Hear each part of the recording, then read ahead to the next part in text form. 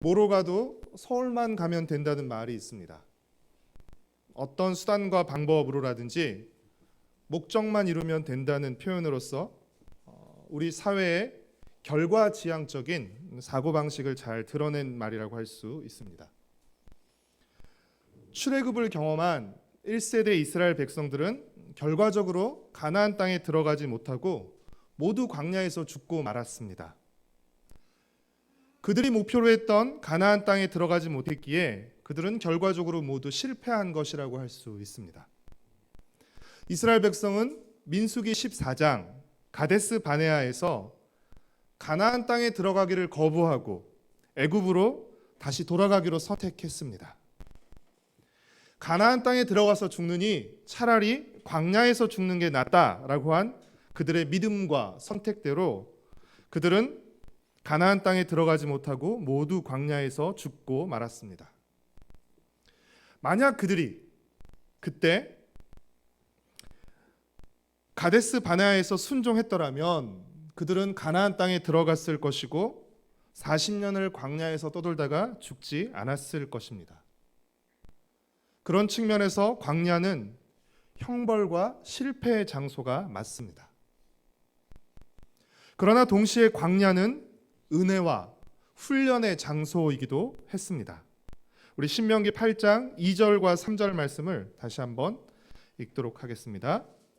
내 하나님 여호와께서 이 40년 동안에 내게 광야길을 걷게 하신 것을 기억하라. 이는 너를 낮추시며 너를 시험하사 내 마음이 어떠한지 그 명령을 지키는지 지키지 않는지 알려 하심이라. 너를 낮추시며 너를 줄이게 하시며 또 너도 알지 못하며 내 조상들도 알지 못하던 만나를 내게 먹이신 것은 사람이 떡으로만 사는 것이 아니요 여호와의 입에서 나오는 모든 말씀으로 사는 줄을 내가 알게 하려 하심이니라. 민수기 14장 2절부터 4절까지 말씀에 따르면 가나안 땅에 들어가지 않고 애굽으로 다시 되돌아가기로 하고 광야로 간 선택은 분명히 이스라엘 백성의 선택이었습니다. 이스라엘 백성이 우리는 애굽으로 돌아가겠다 하고 광야로 갔습니다. 그러나 신명기 8장 2절에서는 하나님께서 이스라엘 백성으로 하여금 광야길을 걷게 하셨다라고 표현하고 있습니다. 광야로 다시 돌아간 선택은 이스라엘 백성의 선택이었음에도 불구하고 신명기에서는 하나님께서 이스라엘 백성으로 하여금 광야길을 걷게 하셨다라고 표현하고 있습니다. 광야는 이스라엘의 죄와 반역에서 비롯된 것이지만 하나님은 그 광야에서 자기 백성을 가르치시고 훈련하신 것입니다. 이는 이스라엘 백성의 실패가 곧 하나님의 실패를 의미하는 것은 아니라는 것을 우리에게 보여줍니다. 출애굽 사건은 구약에서 가장 대표적인 구원 사건입니다. 이 출애굽 사건은 우리가 받은 구원의 방식과 패턴을 보여줍니다. 출애굽 사건에서 출애굽과 가나안은 각각 구원의 시작과 구원의 완성을 의미한다고 할 수 있습니다. 그렇다면 구원의 시작을 뜻하는 출애굽과 구원의 완성을 뜻하는 가나안 사이에 뭐가 존재하죠? 구원의 시작을 의미하는 출애굽과 구원의 완성을 의미하는 가나안 사이에 뭐가 존재합니까? 광야가 존재합니다. 여러분, 출애굽기 다음 책은 무엇이죠? 출애굽기 다음 책은 가나안 정복의 이야기를 담은 여호수아가 아닙니다. 출애굽기 다음 책은 뭐죠? 민수기입니다. 여러분, 제가 작년에 여러 번 말씀드렸는데 혹시 민수기의 히브리어 제목이 무엇인지 여러분 혹시 기억하고 계신 분이 있으십니까? 히브리어 제목은 모르지만 히브리어 제목은 베미드바르인데요. 이 뜻은 광야에서라는 뜻입니다. 즉 민수기는 광야의 기록인 것이에요. 이 광야의 기록인 민수기는 우리에게 무엇을 말해주죠? 이스라엘 백성의 구원이 애굽을 벗어나는 것으로 끝나는 것이 아니라는 것을 우리에게 말해줍니다. 가나안에 들어가기 전까지 광야를 통과해야만 한다는 것을, 즉 우리의 구원은 구원의 완성을 향해 나아가는 여정이라는 것을 민수기는 우리에게 말해주고 있습니다. 광야는 애굽과 가나안 사이를 의미합니다. 그렇기에 이스라엘 백성뿐 아니라 모든 하나님의 백성에게는 반드시 광야가 존재합니다. 출애굽과 가나안 사이가 광야이기 때문입니다. 그 광야에서 하나님은 어떤 일을 행하시죠? 그 광야에서 애굽 시절 그들의 몸에 배인 노예 정신을 제거하십니다. 그리고 그 광야에서 광야 정신을 심어주십니다. 그들이 지금까지 애굽에서 살면서 몸에 뱄던 그 애굽의 노예 정신을 하나님께서 벗겨내시고 광야에서 새로운 광야의 정신을 그들에게 입혀주십니다. 그렇다면 그 광야 정신은 한마디로 뭐라고 할 수 있을까요? 하나님 없이는 살 수 없다는 인식입니다. 하나님 없이는 살 수 없다는 의식입니다. 여러분, 광야는 물리적으로 생존이 불가능한 곳이었습니다. 그렇죠? 물리적으로 생존이 불가능한 곳이었기 때문에 광야 정신을 안 가질래야 안 가질 수가 없었습니다.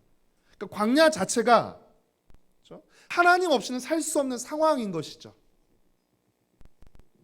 이스라엘 백성은 광야에서 날마다 하나님이 내려주시는 만나를 먹고 살았고, 또 구름 기둥과 불 기둥을 따라 이동하면서 광야 정신을 배웠습니다. 하나님 없이는 살 수 없지만 하나님과 함께 살아가는 이 광야 정신을 배운 것이었습니다. 여러분, 우리 인생의 광야에서 배우는 것도 바로 이것입니다. 하나님의 은혜로 사는 것을 배우는 것입니다. 하나님 없이는 살 수 없지만 하나님의 은혜로 살아내는 것을 우리는 배우는 것입니다. 광야는 아무것도 심을 수 없고 그렇기에 아무것도 거둘 수 없는 척박한 땅이었습니다. 그에 비해서 이제 곧 이스라엘 백성들이 들어가 살게 될 가나안 땅은 어떤 땅입니까? 각종 곡식과 열매를 심고 거둘 수 있는, 그리고 자원이 풍부한 옥토와 같은 땅이었습니다. 신명기 8장 8절과 9절 말씀을 함께 읽도록 하겠습니다. 밀과 보리의 소산지요, 포도와 무화과와 석류와 감람나무와 꿀의 소산지라. 내가 먹을 것에 모자람이 없고 내게 아무 부족함이 없는 땅이며 그 땅의 돌은 철이요 산에서는 동을 캘 것이라. 각종 곡식과 열매를 거두고 심고 거둘 수 있는, 그리고 자원이 풍부한 땅이었습니다. 이제 이렇게 풍족하고 좋은 가나안 땅에 들어가 살게 될 이스라엘 백성의 가장 위험 요인은 그럼 무엇일까요? 12절부터 14절까지 말씀을 우리 같이 읽도록 하겠습니다. 내가 먹어서 배부르고 아름다운 집을 짓고 거주하게 되며 또 내 소와 양이 번성하며 내 은금이 증식되며 내 소유가 다 풍부하게 될 때에 내 마음이 교만하여 내 하나님 여호와를 잊어버릴까 염려하노라. 여호와는 너를 애굽 땅 종되었던 집에서 이끌어 내시고. 이제 이 좋은 가나안 땅에 들어가 살게 될 이스라엘 백성의 가장 위험한 요인은 무엇이에요? 아이러니하게도 풍족함입니다. 그 가나안 땅의 풍족함입니다. 배부르고 풍족해져서 하나님을 잊어버리게 되는 것입니다. 애굽에서 건지시고 광야에서 돌보신 하나님의 은혜를 잊어버리고 자기가 잘해서 자기 힘으로 여기까지 오고 자기 힘으로 이렇게 잘 살고 있는 것이라고 착각하는 것입니다. 17절 말씀을 같이 읽도록 하겠습니다. 그러나 내가 마음에 이르기를 내 능력과 내 손의 힘으로 내가 이 재물을 얻었다 말할 것이라.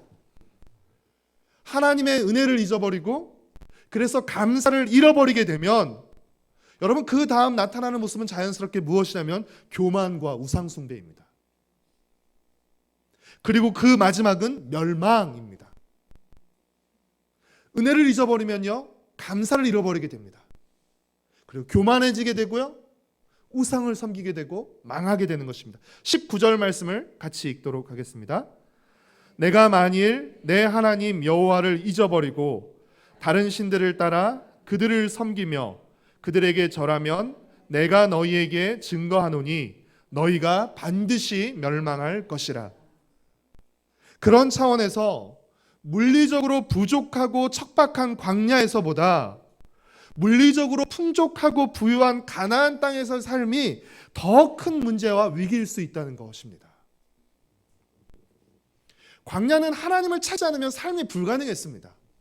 당장 하나님이 만나를 내주시지 않으면 그들은 먹을 것이 없었기 때문에 그들은 하나님을 찾고 의지할 수밖에 없었습니다.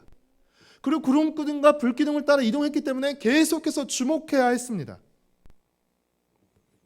그러나 가나안에서는 광야에서처럼 하나님을 찾고 의지하지 않아도, 하나님을 주목하지 않아도 별다른 문제와 어려움 없이 살아갈 수 있었기 때문입니다.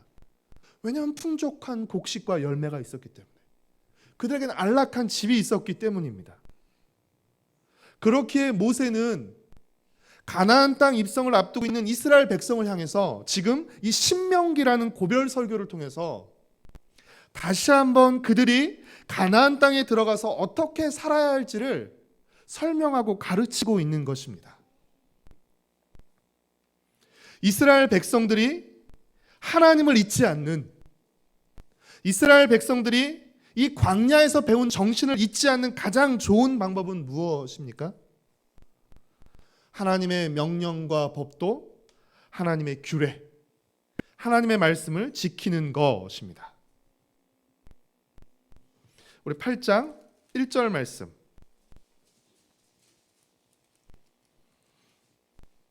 8장 1절 말씀 같이 읽겠습니다. 시작. 내가 오늘 명하는 모든 명령을 너희는 지켜 행하라.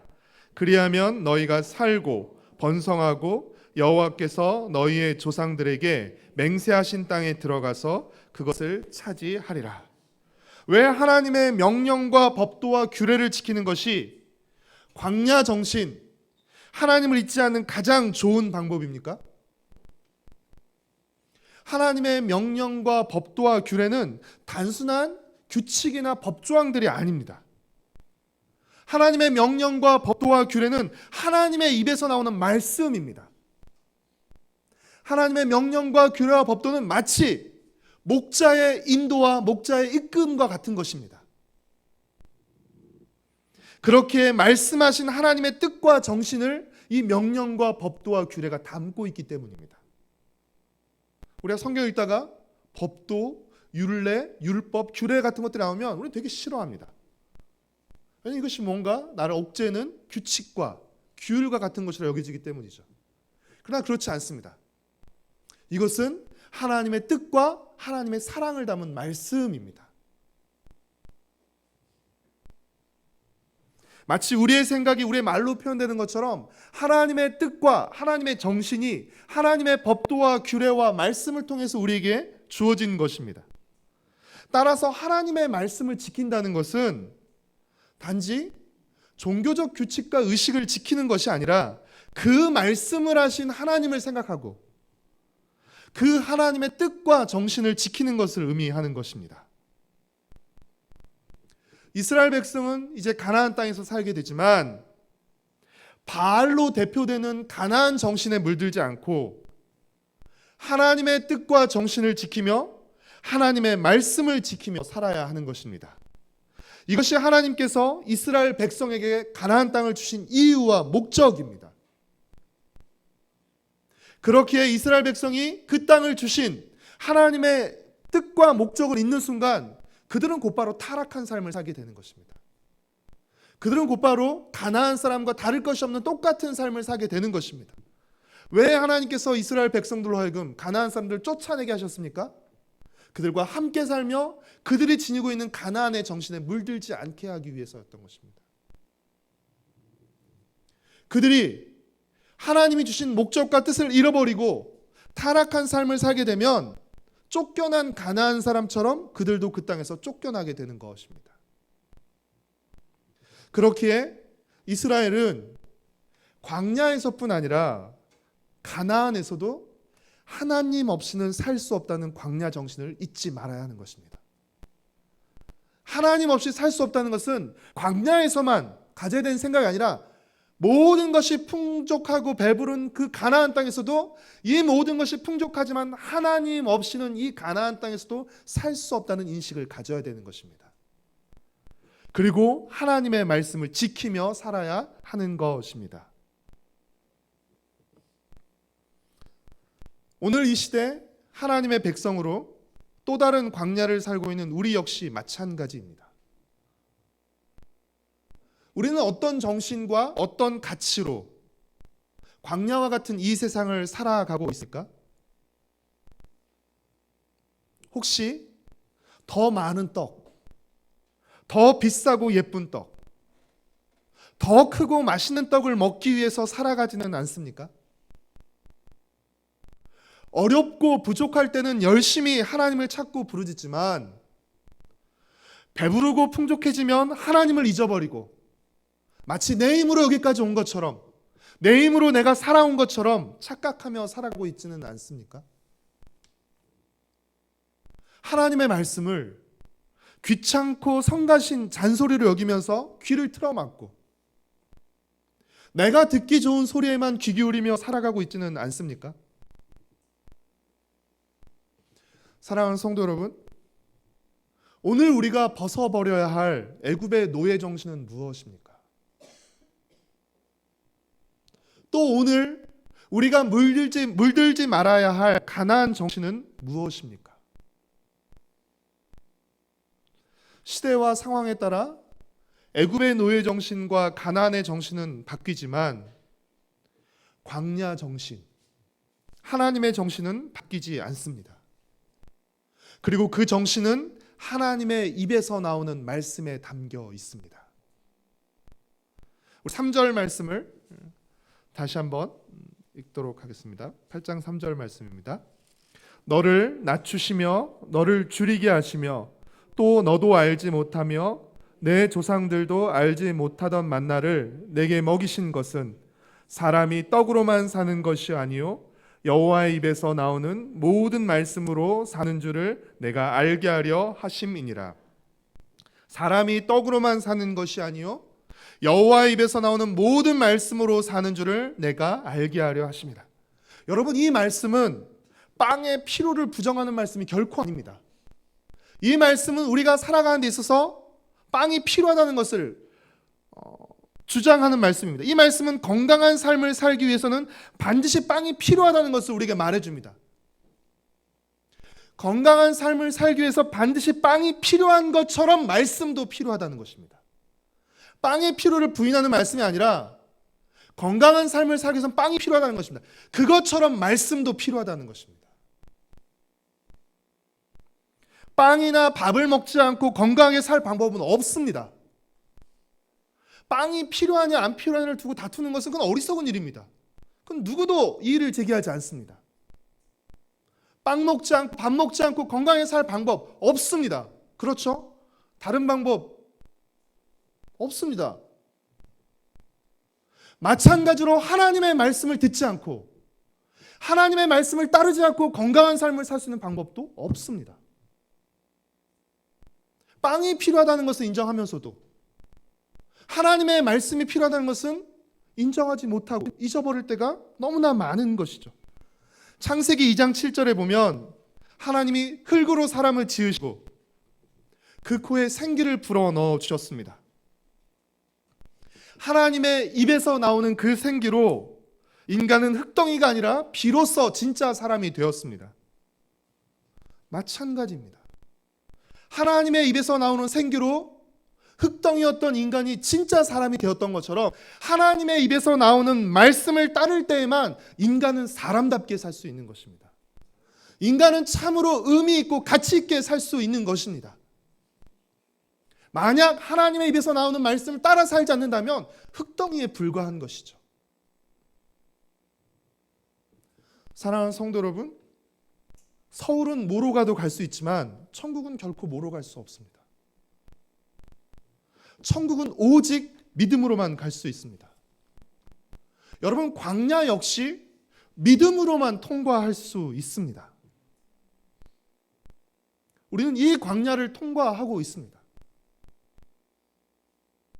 사랑하는 성도 여러분, 아무리 좋아도 하나님 없으면 살 수 없고, 반대로 아무리 어려워도 하나님이 계시고 도우시면 살 수 있다는 이 광야 정신으로 2018년 새해를 힘차게 살아가시기를 축복합니다.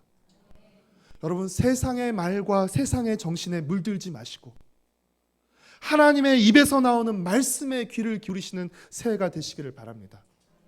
하나님의 입에서 나오는 그 말씀에 귀 기울이고 그 말씀에 따를 때 우리는 하나님의 정신을 품고 살아가게 되는 것입니다.